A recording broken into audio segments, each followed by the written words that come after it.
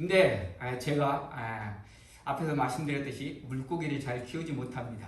왜냐하면 부끄러운 고백이지만 제가 게으르기 때문입니다. 꼭 해야 될 일이 아니면 자꾸 뒤로 미루는 그런 성향들이 있습니다. 그래서 물고기를 키우다 보면 물을 갈아줘야 될 때가 되는데 조금만 더 하다가 물고기가 죽었습니다.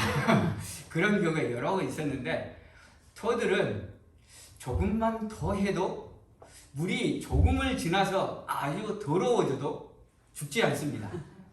혹시 그 이유를 아시나요? 물고기는 물 속에 있는 공기로 호흡을 하기 때문에 물이 더러워지면 죽습니다. 근데 터들은 밖에 있는 공기로 호흡을 하고 물 속에 있는 공기로도 호흡은 할 수 있습니다. 그러나 대부분의 호흡은 물 밖에 있는 공기로 호흡하기 때문에 물이 더러워져도 잘 살 수 있습니다. 그래서 저와 같이 게으른 사람들은 한번 터들을 한번 키워보시길 바랍니다. 잘 안 죽습니다. 왜 이렇게 터들 말씀을 드리냐면 그 더러운 물에서 사는 터들을 보면서 로마서 12장 2절이 생각났습니다. 로마서 12장 2절을 같이 한번 읽어보도록 하겠습니다. 시작. 너희는 이 세대를 본받지 말고 오직 마음을 새롭게 함으로 변화를 받아 하나님의 선하시고 기뻐하시고 온전하신 뜻이 무엇인지 분별하도록 하라. 지금의 이 세대를 우리가 바라보면서 죄악이 아주 만연한 시대라고 이야기합니다. 소돔과 고모라 우리 잘 알죠? 불과 유황으로 심판받았던 소돔과 고모라. 어떻게 보면 죄악된 도시의 상징이라고 할 수 있는 소돔과 고모라 성에 그 죄가 만연했다는 것의 표상이 동성애였습니다.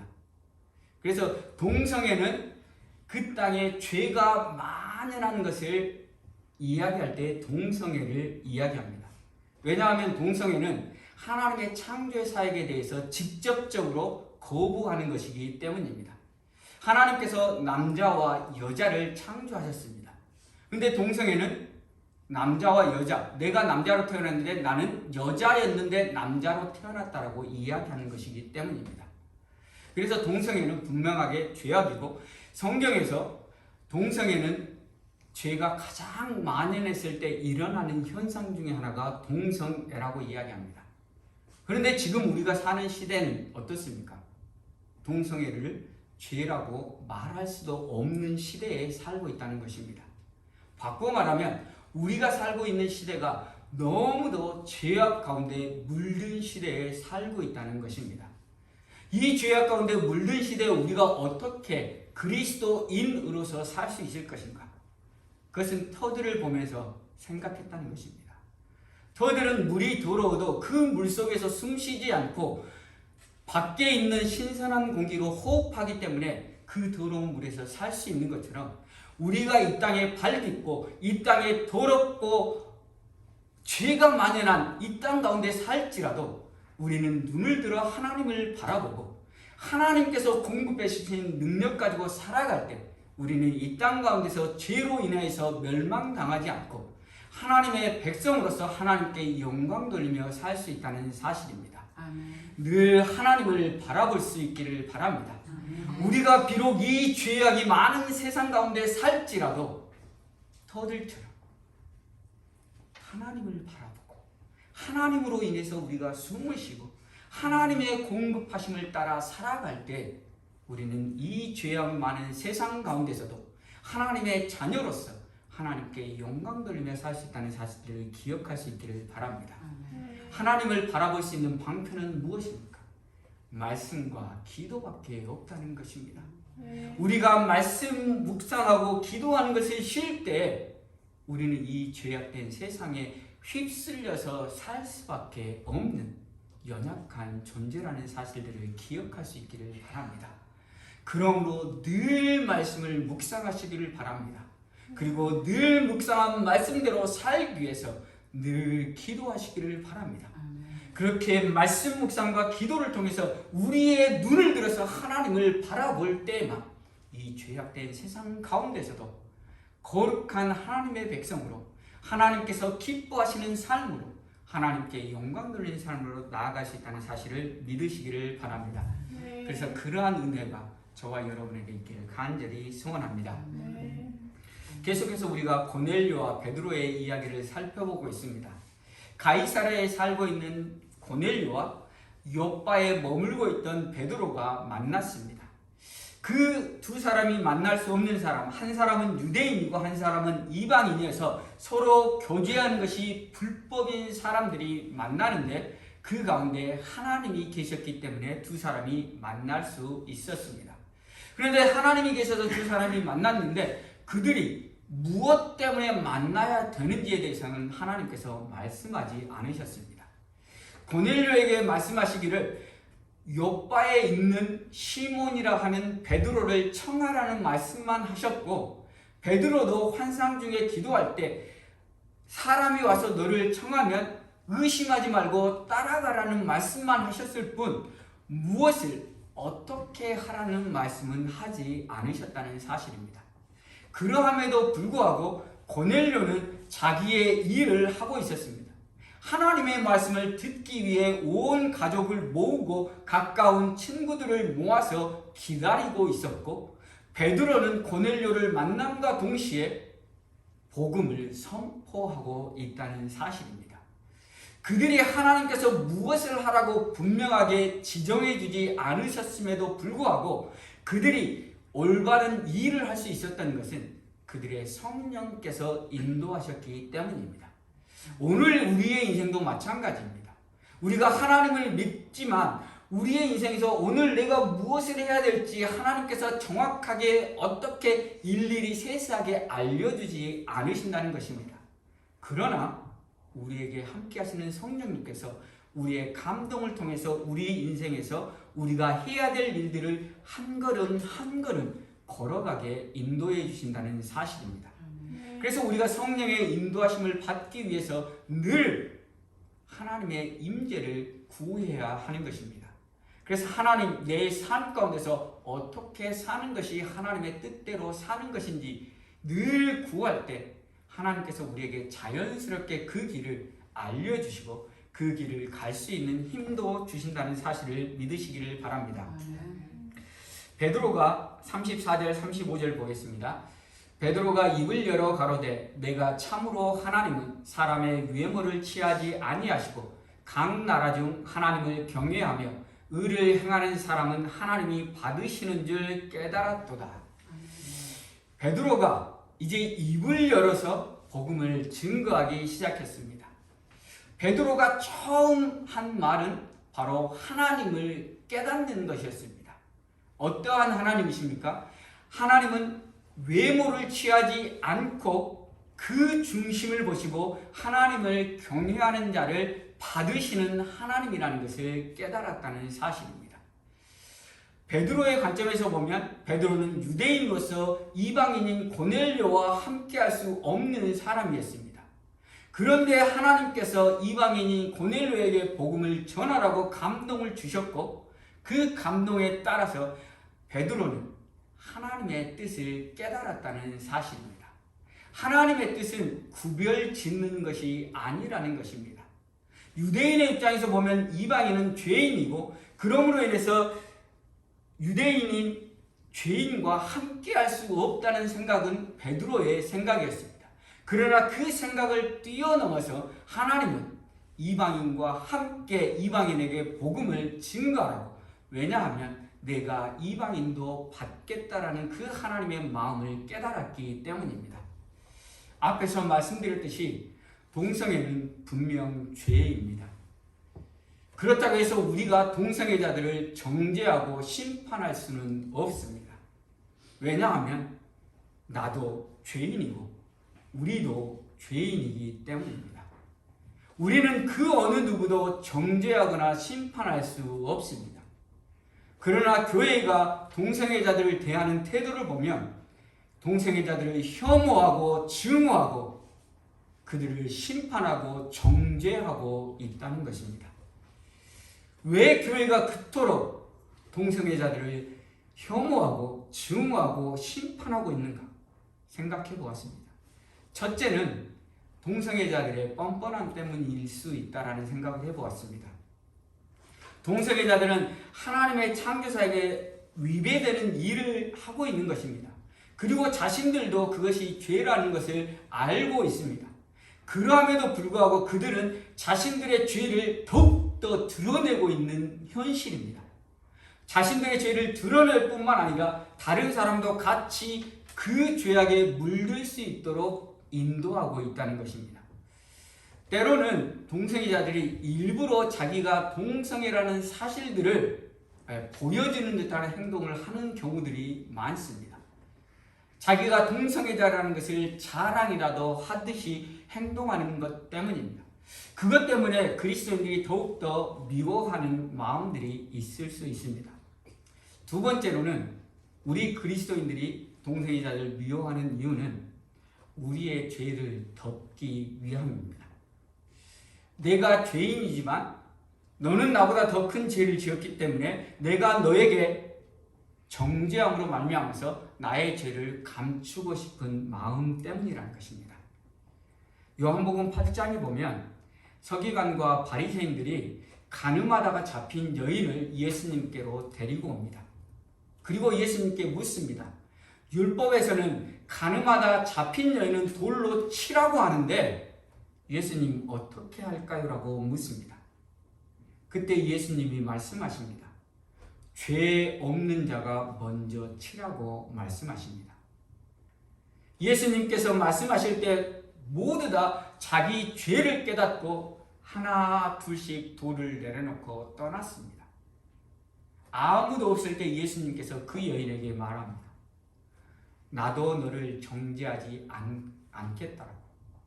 그러니 앞으로는 죄를 짓지 말라고 말씀하십니다.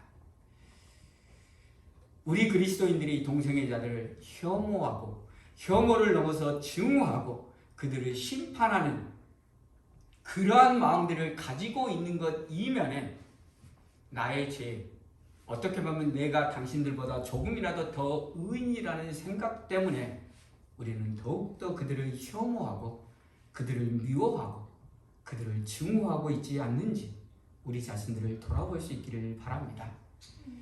우리는 죄인입니다. 동성애자도 죄인입니다. 하나님이 우리에게 은혜 주셔서 죄인인 우리들을 하나님의 자녀 삼으시고 우리의 죄를 묻지 않으신다라고 말씀해 주셨습니다. 우리는 그 은혜 받은 자들입니다. 내가 죄인인데 누구를 정죄하고 누구를 혐오하고 누구를 심판할 수 있겠습니까? 사랑하는 성도 여러분, 동성애자를 바라볼 때 혐오의 시선으로 증오의 시선으로 바라보지 마시고 긍휼의 마음으로 바라볼 수 있기를 바랍니다. 주님의 마음 가지고 그들을 바라볼 수 있기를 바랍니다. 나 같은 죄인에게 만나주시고 은혜를 베풀어 주신 주님의 그 은혜가 그들에게도 임하기를 바라는 마음으로 바라볼 수 있기를 바랍니다. 그래서 그들을 받아들이고 그들을 우리의 주님의 사랑으로 위로할 수 있는 우리 모두가 될 수 있기를 바랍니다. 그것이 바로 우리가 품어야 될 주님의 마음이라는 사실입니다. 우리가 주님의 마음을 품지 못하면 요한복음 8장에 나온 바리새인과 서기관처럼 우리도 가늠하는 여인을 잡아서 돌로 치려고 하는 그러한 모습일 수밖에 없다는 사실입니다. 사랑하는 성도 여러분, 우리는 죄인으로서 예수 그리스도의 은혜 때문에 하나님의 자녀, 거룩한 백성이 되었음을 늘 기억할 수 있기를 바랍니다. 그러므로 우리가 다른 사람들을 바라볼 때 주님의 마음 가지고 바라보는 마음이 있기를 간절히 소원합니다. 특별히 죄악 가운데 있는 자들을 바라볼 때 더욱더 긍휼의 마음 가지고 바라볼 수 있기를 바랍니다. 그들을 정죄하는 마음이 아니라 그들의 죄를 보고 아파하는 마음으로 주님의 마음으로 그들을 바라보며 그들을 위해 기도하고 그들이 그 죄악에서 돌이킬 수 있도록 최선을 다해서 희생하며 섬기며 그들을 안아줄 수 있는 넓은 마음, 주님의 마음을 품을 수 있는 우리 모두가 될 수 있기를 간절히 소원합니다. 또한 우리가 성도들을 바라볼 때도 같은 마음으로 바라볼 수 있기를 바랍니다. 우리가 서로 다르지만 주님 안에서 하나라는 사실들을 기억하시고 주님 안에서 유대인과 헬라인이 유대인과 이방인이 하나 되는 것처럼 우리도 주님 안에서 하나 되어서 하나님께 영광 돌리는 대로 나아가는 우리 모두가 되기를 간절히 소원합니다. 36절을 보도록 하겠습니다. 만유의 주 되신 예수 그리스도로 말미암아 화평의 복음을 전하사 이스라엘 자손들에게 보내신 말씀. 여기서 화평의 복음을 전하고 있습니다. 여기서 화평이라는 단어는 헬라어 에이덴이라는 단어고 우리가 평강, 평안, 화평 이런 말로 번역되는 단어가 바로 이 단어입니다. 그리고 구약에서는 이 단어가 우리가 너무 잘 아는 단어입니다. 다 아실 것입니다. 샬롬이라는 단어입니다. 이 샬롬이라는 단어는 단순히 우리 마음이 아무것도 없고 평안하다라는 그러한 의미를 넘어서 하나님께서 천지를 창조하시고 보시기에 좋았더라 하는, 하나님이 천지를 창조하시고 모든 것들이 하나님의 창조의 섭리 아래 그대로 있는 상태, 그 상태가 바로 샬롬의 상태입니다. 그래서 하나님께서 보시기에 좋았더라, 모든 것이 하나님의 뜻대로 한치의 오차 없이 운영되고 있는 상태, 그 상태가 바로 샬롬의 상태입니다. 그러나 그 샬롬이 우리의 죄 때문에 깨졌다는 것입니다. 죄로 인해서 하나님과 우리가 단절되었습니다. 에덴 동산에서 아담이 쫓겨났습니다. 에덴 동산에서 쫓겨난 것은 육체적으로 에덴 동산이라는 곳 장소에서 이쪽으로 쫓겨난 것을 의미할 수도 있지만 하나님과 단절된 인생이 되었다는 것을 의미합니다. 하나님과 단절된 인생은 더 이상 평안을 누릴 수 없는 인생이라는 것입니다. 왜냐하면 평안은 하나님께서 주실 때 하나님께서 만드신 그 모든 것이 한치의 오차 없이 모든 것이 제자리에 있는 그 안전함, 안락을 이야기하는 것이기 때문입니다. 그리고 하나님이 우리 인생과 함께 하실 때 하나님께서 모든 것을 공급해 주셨기 때문에 우리 인생은 앞날을 걱정할 필요가 없습니다. 왜? 무한하신 하나님이 공급해 주시기 때문입니다. 그러나 하나님으로부터 단절된 인생들은 제한된 자원 가지고 살아가야 되는 것입니다. 제한됐다는 그 말 때문에 우리에게는 더 이상 평화, 평강이 없습니다. 그래서 인류 역사를 보면 어떠한 역사라고 이야기합니까? 전쟁의 역사라고 이야기합니다. 사람이 전쟁을 일으키는 이유는 무엇 때문입니까? 내가 다른 사람 것을 빼앗아서 무언가를 갖추고 미래를 준비하기 위해서 전쟁을 일으키는 것입니다. 바꾸고 말하면 제한된 자원, 그 제한된 자원에서 내가 더 많이 가져와야지만이 내가 살 수 있기 때문이라고 생각하기 때문입니다. 그러나 내가 더 많이 가져온다고 해서 우리가 결코 평안을 누릴 수 없습니다. 혹시 예전에 드라마, 예전을 조선시대라든가 이런 시대, 옛날 시대를 배경으로 하는 드라마나 영화를 보면 왕이 먹었던 음식 혹시 보시나요? 왕이 먹었던 음식을 우리들은 날마다 먹을 수 있는 음식입니다. 바꿔 말하면 우리는 그만큼 풍족하게 살고 있다는 사실입니다. 그만큼 풍족하게 살고 있습니다. 지금 전 세계에서 생산할 수 있는 식량으로 전 세계 인구가 먹고 남는다라고 이야기합니다. 그러나 지구의 3분의 1이 여전히 기아 가운데, 굶주림 가운데 고통받고 있다라고 이야기합니다. 무엇 때문에 그럴까요? 제한된 자원으로 살아가는 우리 인간들이 그것에서 더 가져와서 내가 내 미래를 준비해야 되겠다라고 생각하는 그것 때문에 그렇습니다. 그러나 우리가 무언가를 가져와서 준비한다고 해서 그것에 만족함을 느낀 수가 없다는 것입니다. 1000불이 있는 사람은 내 장부에 10,000불이 있으면 조금 평안할 거라고 생각을 합니다. 그런데 10,000불이 생기면 거기서 머무르지 않습니다. 100,000불이 있으면 평안할 거라고 생각을 합니다. 그러면 100,000불이 있으면 어떻게 합니까? 평안합니까? 결코 그렇지 않습니다. 100,000불을 가진 사람은 100,000불쯤 있어야 더 평안하지 않을까라고 생각을 합니다. 왜냐하면 지금 경제도 들락날락하고 어떻게 될지 모르는데 그래도 100,000불은 있어야 평안하지 않을까 생각을 합니다. 100,000불은 평안할까요? 100,000불을 가진 사람들은 1,000,000불쯤 있어야 내가 누릴 것 누리면서 살 수 있다라고 생각합니다. 이것이 우리 인생입니다. 왜냐하면 우리 인생은 하나님과 단절되는 순간 제한된 자원 속에서 살아갈 수밖에 없는 인생이기 때문입니다. 제한되어 있다는 그 사실 자체가 우리를 불안함으로 내몬다는 사실입니다. 얼마를 가졌든지 상관이 없습니다. 제한되어 있는 그것으로 인해서 우리는 미래에 대해서 불안할 수밖에 없다는 사실입니다. 그러나 하나님을 믿으면 그 제한이 무제한이 되는 것입니다. 무제한이 된다는 의미는 내가 더 이상 내 미래를 걱정할 필요가 없다는 사실입니다. 왜냐하면 하나님이 채워주시기 때문입니다. 이스라엘 백성들이 광야에 있을 때 처음에는 그들의 양식을 가지고 와서 그 양식이 다 떨어진 걸로 인해서 불평불만했습니다. 그러나 하나님이 만나를 주시고 난 이후에는 양식 가지고 결코 불만하지 않습니다.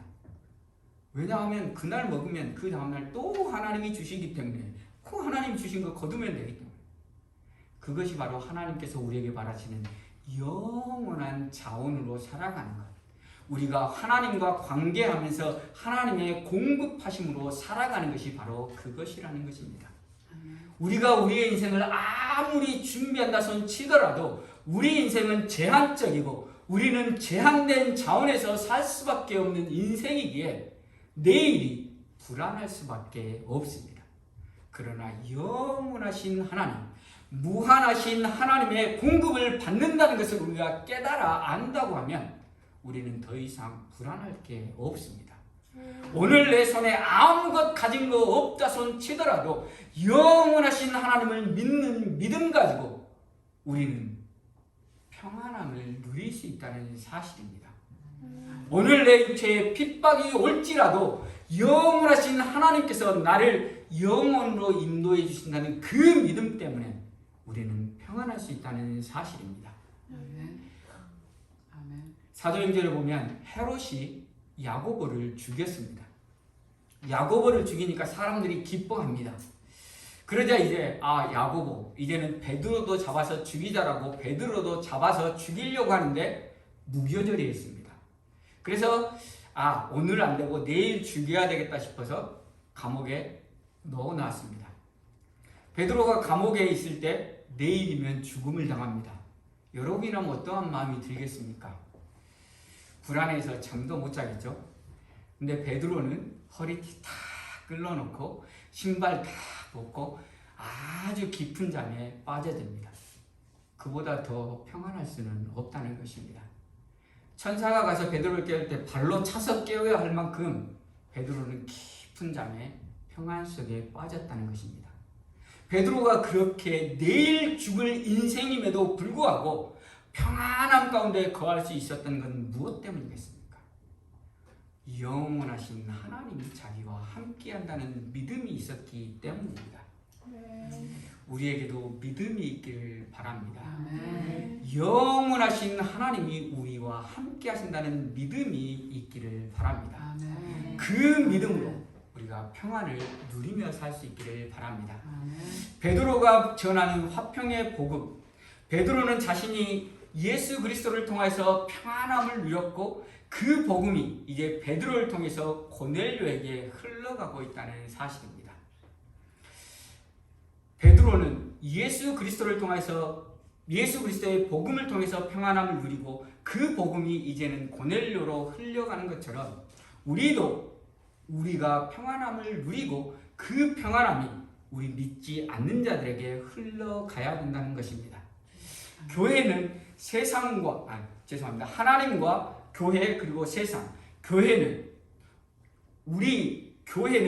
하나님과 세상의 중간 역할 속에 있습니다.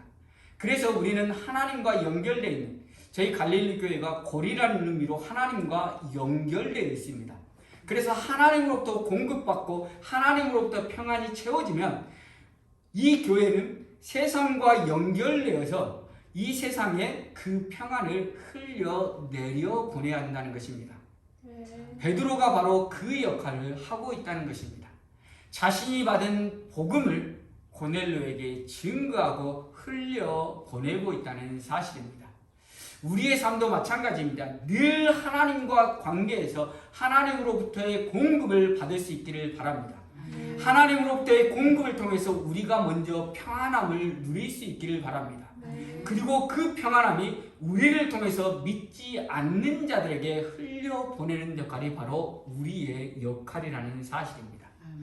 앞에서 말씀드렸듯이 동성애자들, 특별히 이 땅의 소수, 힘들고 어려운 사람들을 우리는 겸손히 섬기는 마음 가지고 그들에게 평안과 그들에게 사랑을 흘려보내야 될 존재라는 사실을 기억할 수 있기를 바랍니다. 특별히 어려운 자들에게 그 평안과 사랑을 흘려보내는 저와 여러분이 되기를 간절히 소원합니다. 우리가 평안을 소유하기 위해서 믿음을 가져야 되는데 이 믿음을 구체적으로 어떻게 가져야 될 것인가에 대해서 사도 바울이 빌립보서에서 이야기하고 있습니다. 아무것도 염려하지 말고 오직 모든 일에 기도와 간구로 너희 구할 것을 감사함으로 하나님께 아뢰라. 그리하면 모든 지각에 뛰어난 하나님의 평강이 그리스도 예수 안에서 너희 마음과 생각을 지키시리라. 아멘. 빌립보서는 옥중 서신으로 사도 바울이 감옥에 있을 때 쓴 서신입니다. 그런데 감옥에 있는 사람이 지금 밖에 있는 사람들에게 뭐라고 이야기합니까? 아무것도 염려하지 말라고 이야기합니다. 어떻게 보면 이치에 안 닿는 이야기입니다. 지금 자신은 감옥에 갇혀 있는데 밖에 있는 사람의 편지를 쓰는데 아무것도 염려하지 말라고 쓰고 있는 것입니다.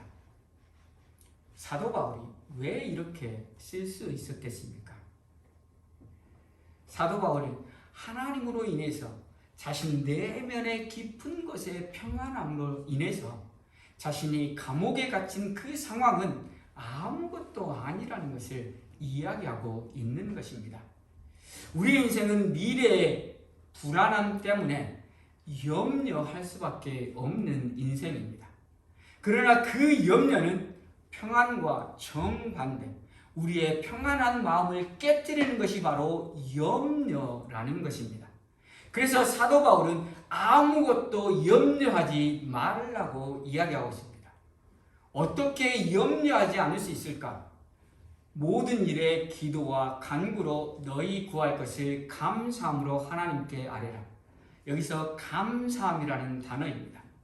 감사는 성경에서 신약 성경에서 한 150회 정도 기록되고 있는데 그 모든 기록이 다 하나님께 감사합니다. 감사는 하나님께서 하셨다는 것을 인정할 때만 우리가 감사할 수 있다는 사실입니다. 내 인생에 일어나는 어떠한 일도 하나님께서 하셨다라는 고백이 되어지면 그 일에 감사할 수 있다는 사실입니다. 사도 바울이 감옥에 갇힌 그 중에도 감사할 수 있었던 것, 사도 바울이 바울과 실레와 동시에 빌립보 감옥에 갇혔을 때 그들이 찬양하며 감사할 수 있었던 것, 하나님께서 함께 하시기 때문이고 하나님께서 하신 것을 인정했기 때문입니다. 우리의 모든 삶은 하나님께서 하신다는 것을 인정할 때 하나님께 감사하며 우리의 모든 염려를 내려놓고 평안함으로 들어갈 수 있다는 사실을 기억하시기를 바랍니다. 아멘. 그리고 하나님께 기도할 때 우리가 보통 생각합니다. 기도하면 모든 것이 다 바뀐다라고 생각합니다. 우리의 문제가 다 해결될 거라고 생각하는데 사도 바울의 이야기를 보면 그리하면 모든 지각에 뛰어난 하나님의 평강이 그리스도 예수 안에서 너희 마음과 생각을 지키시리라. 하나님께서 하시는 것은 마음과 생각을 지키시는 것입니다. 아멘. 우리가 문제 가운데 기도할 때 여전히 그 문제가 우리 가운데 있을 수 있다는 것을 사도 바울은 이야기하고 있는 것입니다. 그러나 그 문제 가운데서도 우리에게 평강 주시는 하나님이 우리의 마음과 생각을 지켜주심으로 인해 그 문제로 인해서 염려하고 불안하고 좌절하는 인생이 아니라 하나님을 바라보게 하시고 하나님으로 인해서 평강을 누리는 삶을 살 수 있도록 해주신다는 것입니다. 아멘. 그래서 우리가 기도할 때 우리의 마음과 생각이 변한다는 것을 하나님께서 보여주시는 것입니다. 바꿔 말하면 우리 마음에 믿음을 주신다는 것을 이야기하고 있는 것입니다. 아멘. 우리가 어렵고 힘든 환경 가운데서 기도할 때 하나님께서 우리의 마음을 만져주시고 내가 너와 함께한다는 그 말씀을 통해서 우리 내면 깊은 곳에서 평안함이 올라온다는 사실을 기억하시기를 바랍니다. 아멘. 그리고 그 하나님 우리 인생의 어떠한 문제 가운데서도 함께 하시며 우리를 인도해 주시는 하나님이심을 기억할 수 있기를 바랍니다. 아멘. 그래서 오늘 우리가 찬양하고 기도할 텐데요. 우리 가운데 여러 가지 문제 가운데 고통 가운데 있는 성도들이 있을 것입니다. 때로는 건강의 문제, 때로는 경제적인 문제, 때로는 관계의 문제 때문에 참으로 어려운 가운데 기도하시는 분 계실 텐데 기도할 때 하나님께서 우리의 마음과 생각을 지켜주시기를 간구하기를 바랍니다. 아멘. 그래서 하나님이 우리 인생의 주인 되시고 하나님이 우리 인생의 주인 되셔서 우리의 인생을 한치의 오차 없이 인도하실 뿐 아니라 우리의 마음과 생각을 지켜주셔서 하나님이 너와 함께한다는 말씀을 주시고 그 말씀으로 인해서 우리가 문제 가운데서도 여전한 어려움 가운데서도 평강을 누릴 수 있는 저와 여러분이 되기를 간절히 소원합니다. 그러한 믿음이 저와 여러분 가운데 있기를 간절히 소원합니다. 아멘. 이 시간 우리가 말씀을 생각하며 기도하는 시간 갖도록 하겠습니다.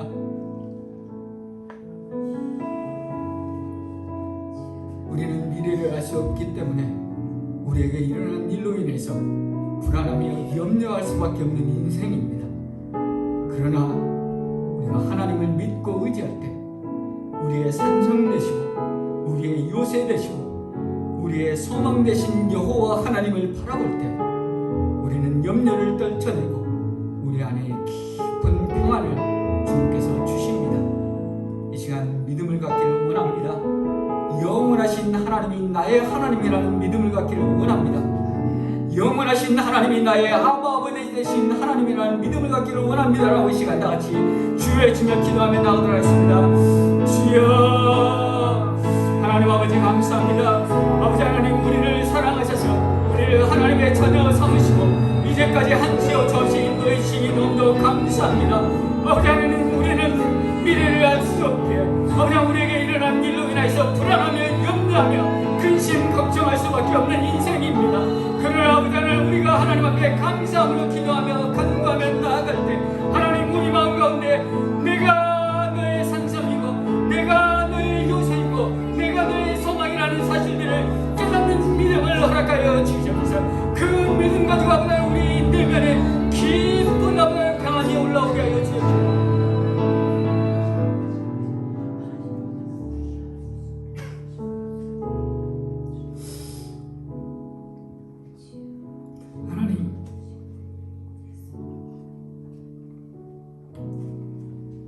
하나님 감사합니다. 하나님이 우리를 사랑하셔서 하나님의 자녀 삼으시고 지금까지 한치 오차 없이 인도해 주시니 감사합니다. 그 은혜로 내가 살고 있습니다. 그 은혜로 살고 있음에도 불구하고 우리 안에 일어나는 일로 인하여서 낙담하며 낙심하며 염려하며 불안하고 있는 우리의 모습은 아닙니까? 아버지 하나님, 우리에게 일어난 일로 인하여서 불안함이 엄습할 때 감사함으로 기도하게 하여 주시옵소서. 우리가 감사함으로 기도할 때 하나님 우리의 마음과 생각을 지켜주시고 우리에게 믿음을 주시옵소서. 주님은 나의 산성이시고 주님은 나의 요새시고 주님은 나의 소망이시라는 믿음을 주시옵시고 그 믿음 가지고 우리가 넉넉히 이기며 승리하며 살아갈 수 있도록 도와주시옵소서. 여전히 우리의 삶은 어렵습니다. 육체적인 질병으로 인해서 어렵고 경제적인 어려움으로 인해서 어렵고 아버지 하나님 관계로 인해서 어려움 가운데 있습니다. 그러함에도 불구하고 우리와 함께 하시는 하나님으로 인하여서 아버지 하나님 평안함을 누리게 하여 주시옵시고 그 평안함을 믿지 않는 영혼들에게 흘려보낼 수 있도록 은혜를 베풀어 주시옵소서. 주님의 마음을 품고 나아가는 우리 모두가 되기를 간절히 소원하며 예수 그리스도 이름으로 기도합니다.